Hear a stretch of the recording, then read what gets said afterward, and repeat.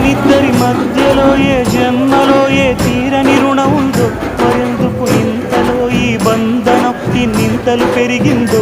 అమాయకమైన నీ చిన్నారి నవ్వును ఏ తల్లి కందో, ఇటే నీ దారి ఉందని నిన్ను ఏ సుడిగాలి పంపిందో. పాపం పుణ్యం దేవుడికెరుక, పేదకు దొరికిన బంగారు కణిక, పాలు వెన్నా లేవని అనక ప్రేమను తాగి పెరగవె చిలక.